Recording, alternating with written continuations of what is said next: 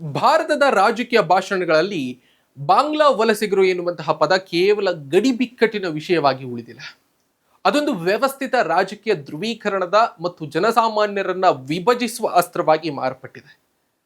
ಮಾನವೀಯ ಸಂವೇದನೆ ಮತ್ತು ಸಾಂವಿಧಾನಿಕ ಚೌಕಟ್ಟಿನಿಂದ ದೂರ ಸರಿದು ಕೇವಲ ಚುನಾವಣಾ ಲಾಭ ಮತ್ತು ನಷ್ಟದ ಲೆಕ್ಕಾಚಾರದಲ್ಲಿ ಈ ವಿಷಯವನ್ನ ಚರ್ಚಿಸ್ತಾ ಇರೋದಿದೆಯಲ್ಲ, ಇದು ಪ್ರಜಾಪ್ರಭುತ್ವದ ಆಶಯಗಳಿಗೆ ಮಾರಕ ಆಗಿದೆ ಎನ್ನುವುದರಲ್ಲಿ ಸಂಶಯವೇ ಇಲ್ಲ.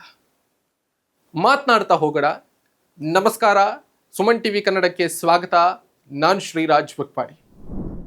ಬಾಂಗ್ಲಾದ ವಲಸಿಗರು, ಬಾಂಗ್ಲಾದ ಅಕ್ರಮ ನುಸುಳುಕೋರರು, ಈ ಎಲ್ಲ ಪದಗಳನ್ನು ನಾವು ಇತ್ತೀಚಿನ ದಿನಗಳಲ್ಲಿ ಬಹಳ ಹೆಚ್ಚಾಗಿ ಕೇಳ್ತಾ ಇದ್ದೀವಿ. ಈ ವಿಷಯ, ಈ ಚರ್ಚೆ ರಾಜಕೀಯ ಜಟಾಪಟಿಗೂ ಕೂಡ ಬಹಳ ದೊಡ್ಡ ಮಟ್ಟದಲ್ಲಿ ಕಾರಣ ಆಗಿದೆ, ಗ್ರಾಸ ಆಗಿದೆ. ನೋಡಿ, ವಲಸೆ ಎನ್ನುವುದು ಜಾಗತಿಕ ವಿದ್ಯಮಾನ.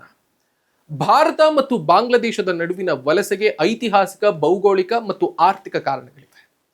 1971 ಬಾಂಗ್ಲಾದೇಶ ವಿಮೋಚನಾ ಯುದ್ಧದ ಸಂದರ್ಭದಲ್ಲಿ ಲಕ್ಷಾಂತರ ನಿರಾಶ್ರಿತರು ಪ್ರಾಣಭಯದಿಂದ ಭಾರತಕ್ಕೆ ಬಂದರು. ಅಂದು ಭಾರತ ಮಾನವೀಯ ನೆಲೆಗಟ್ಟಿನಲ್ಲಿ ಅವರಿಗೆ ಆಶ್ರಯ ನೀಡಿತ್ತು. ಬಾಂಗ್ಲಾದೇಶದ ಭೀಕರ ಬಡತನ, ಉದ್ಯೋಗಾವಕಾಶಗಳ ಕೊರತೆ, ಹವಾಮಾನ ವೈಪರೀತ್ಯದ ಕಾರಣದಿಂದಾಗಿ ಅಲ್ಲಿನ ಕೃಷಿಕರು ಹಾಗೂ ಬಡ ಕಾರ್ಮಿಕರು ಗಡಿ ದಾಟಿ ಭಾರತಕ್ಕೆ ಬಂದಿದ್ದಾರೆ. ಇವರಲ್ಲಿ ಬಹುತೇಕರು ದಿನಗೂಲಿ ನೌಕರರು ಮತ್ತು ಕಟ್ಟಡ ಕಾರ್ಮಿಕರಾಗಿ ಇವತ್ತು ದುಡಿತಾ ಇದ್ದಾರೆ.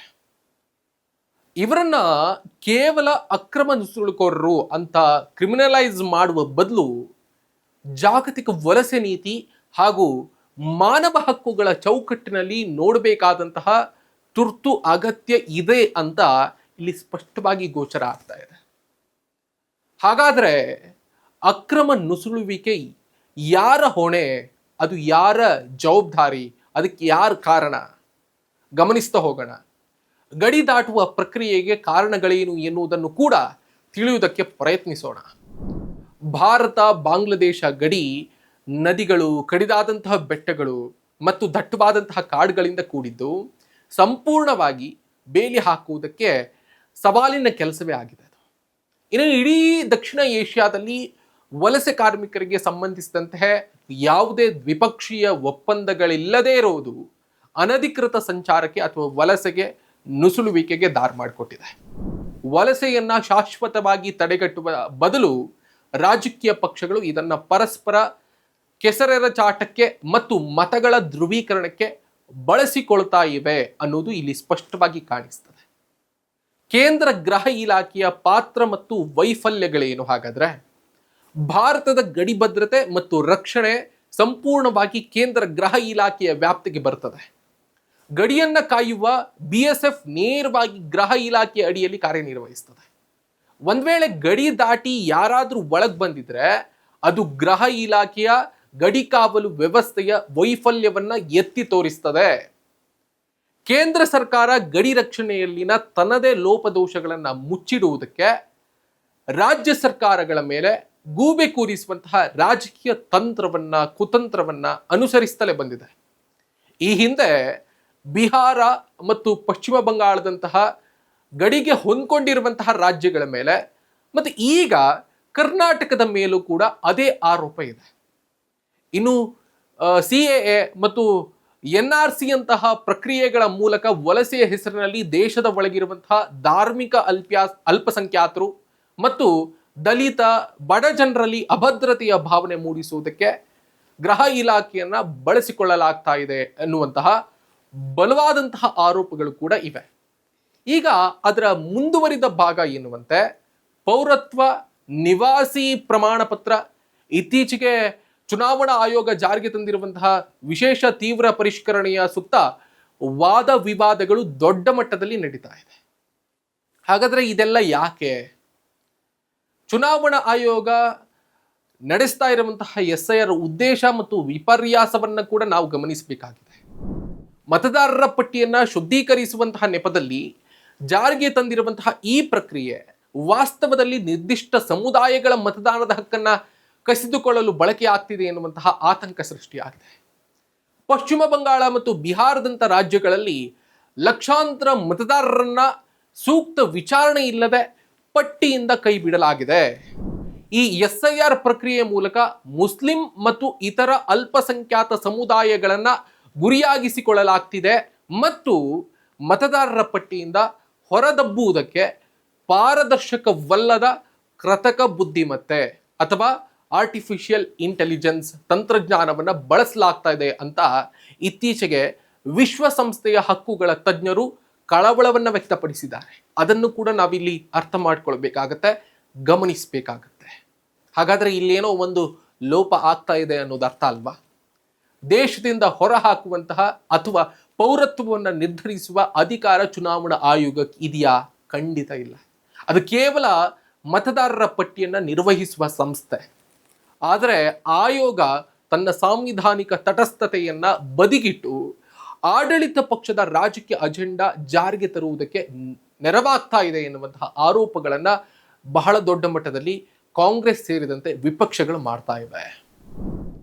ಹಾಗಾದ್ರೆ ಅಕ್ರಮ ನುಸುಳುಕೋರರನ್ನೇ ಮತಪಟ್ಟಿಯಿಂದ ಹೊರಗಿಡಲಾಗ್ತಿದೆ ಅನ್ನೋದಾದ್ರೆ ಆ ಅಕ್ರಮ ನುಸುಳುಕೋರರು ಅಥವಾ ಅಕ್ರಮ ವಲಸಿಗರು ದೇಶದ ಒಳಗೆ ಬಾರದಂತೆ ತಡೆಗಟ್ಟುವಂತಹ ಜವಾಬ್ದಾರಿ ಯಾರದ್ದು? ಕೇಂದ್ರ ಸರ್ಕಾರದ ಪ್ರಮುಖ ಜವಾಬ್ದಾರಿ ಏನು?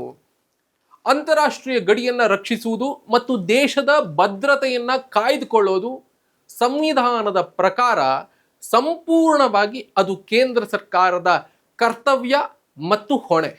ಅದನ್ನ ನಾವು ಇಲ್ಲಿ ಸ್ಪಷ್ಟವಾಗಿ ಅರ್ಥ ಮಾಡ್ಕೊಳ್ಬೇಕಾಗುತ್ತೆ.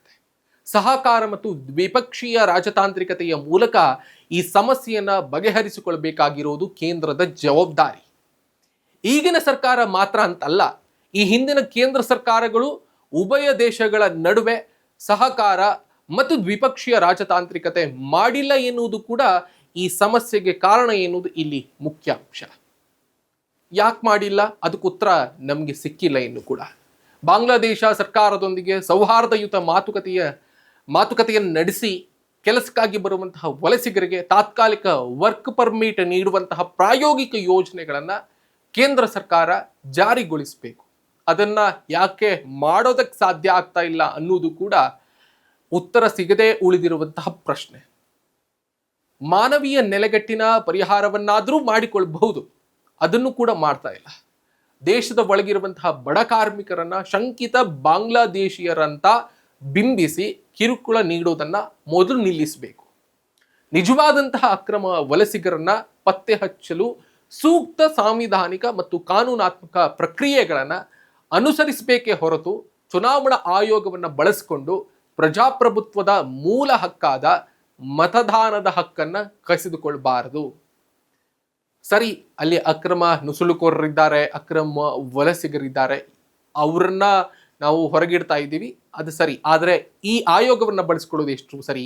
ಗಡಿ ಕಾಯುವಲ್ಲಿ ಮತ್ತು ಅಕ್ರಮ ವಲಸೆಯನ್ನು ತಡೆಗಟ್ಟುವಲ್ಲಿ ಗೃಹ ಇಲಾಖೆ ಸಂಪೂರ್ಣ ವಿಫಲ ಆಗಿದೆ ಅನ್ನೋದು ಅರ್ಥ ಅಲ್ಲವಾ ಇದರದ್ದು? ಕೇಂದ್ರ ಸಚಿವರುಗಳು ತಮ್ಮ ಭಾಷಣಗಳಲ್ಲಿ ಮತದಾರರ ಪಟ್ಟಿ ಪರಿಷ್ಕರಣೆಯನ್ನ ಅಕ್ರಮ ಬಾಂಗ್ಲಾ ವಲಸಿಗರ ವಿರುದ್ಧದ ಕಾರ್ಯಾಚರಣೆ ಅಂತ ಬಿಂಬಿಸ್ತಾ ಇದ್ದಾರೆ. ಸ್ವಾಯತ್ತ ಸಂಸ್ಥೆಯಾಗಬೇಕಿದ್ದ ಚುನಾವಣಾ ಆಯೋಗ ಆಡಳಿತ ಪಕ್ಷದ ರಾಜಕೀಯ ಅಜೆಂಡಾಕ್ಕೆ ಪೂರಕವಾಗಿ ಕೆಲಸ ಮಾಡ್ತಾ ಇದೆ ಎಂಬುದಕ್ಕೆ ಇದು ಸಾಕ್ಷಿಯಾದ ಹಾಗಲ್ವಾ? ಹಾಗಾದ್ರೆ ಈ ರೀತಿಯ ರಾಜಕೀಯ ಪ್ರಚಾರಗಳು ಮತ್ತು ಗಡಿ ಭಾಗದಲ್ಲಿ ಸೃಷ್ಟಿಸಲಾಗಿರುವಂತಹ ಭೀತಿಯ ವಾತಾವರಣ ನೆರೆಯ ಬಾಂಗ್ಲಾದೇಶದೊಂದಿಗಿನ ಭಾರತದ ರಾಜತಾಂತ್ರಿಕ ಸಂಬಂಧಗಳ ಮೇಲೂ ಕೂಡ ನಕಾರಾತ್ಮಕ ಪರಿಣಾಮ ಬೀರ್ತದೆ ಅನ್ನೋದರಲ್ಲಿ ಏನು ಅನುಮಾನ ಇಲ್ಲ. ಒಟ್ಟಿನಲ್ಲಿ ವಲಸೆ ಬಿಕ್ಕಟ್ಟನ್ನ ಧರ್ಮದ ಕನ್ನಡಕದಿಂದ ನೋಡದೆ ಸಾಮಾಜಿಕ ಮತ್ತು ಆರ್ಥಿಕ ಹಿನ್ನೆಲೆಯಲ್ಲಿ ವಿಶ್ಲೇಷಣೆಯನ್ನ ಮಾಡಬೇಕಾಗಿದೆ. ಗಡಿ ಭದ್ರತೆಯಲ್ಲಿನ ವೈಫಲ್ಯಕ್ಕೆ ಕೇಂದ್ರ ಸರ್ಕಾರ ಉತ್ತರದಾಯಿ ಆಗಬೇಕೇ ಹೊರತು ಮತದಾರರ ಪಟ್ಟಿಯ ಪರಿಷ್ಕರಣೆ ಎಂಬ ಆಡಳಿತಾತ್ಮಕ ಪ್ರಕ್ರಿಯೆಯನ್ನ ಚುನಾವಣಾತ್ಮಕ ಪ್ರಕ್ರಿಯೆಯನ್ನು ಬಳಸಿಕೊಂಡು ದೇಶದ ಶೋಷಿತ ವರ್ಗಗಳ ಹಕ್ಕುಗಳ ಹರಣ ಮಾಡುವುದು ಪ್ರಜಾಪ್ರಭುತ್ವ ವಿರೋಧಿ ನಡೆ ಅಂತ ಅನ್ನಿಸ್ಕೊಳ್ತದೆ ಅನ್ನೋದರಲ್ಲಿ ಅನುಮಾನ ಇಲ್ಲ. Thank you so much. ಈವರೆಗೆ ಈ ಒಂದು ಸ್ಪೆಷಲ್ ಎಕ್ಸ್ಪ್ಲೈನರ್ ಅನ್ನ ನೋಡಿರೋದಕ್ಕೆ ಮತ್ತು ಕೇಳಿರೋದಕ್ಕೆ ನಾನು ನಿಮ್ಮಲ್ಲಿ ಒಂದು ರಿಕ್ವೆಸ್ಟ್ ಮಾಡ್ಕೊಳ್ತೀನಿ. ನೀವಿನ್ನೂ ಕೂಡ ಸುಮನ್ ಟಿವಿ ಕನ್ನಡದ ಸಬ್ಸ್ಕ್ರೈಬರ್ ಅಲ್ಲದೇ ಇದ್ದರೆ ಈ ಕೂಡಲೇ ಸಬ್ಸ್ಕ್ರೈಬ್ ಮಾಡ್ಕೊಳ್ಳಿ. ಆ ಮುಖೇನವಾಗಿ ನಮ್ಮ ಎಲ್ಲ ಕಂಟೆಂಟ್ಗಳು ನಿಮ್ಮನ್ನು ಶೀಘ್ರದಲ್ಲೇ ತಲುಪುತ್ತೆ. Thank you.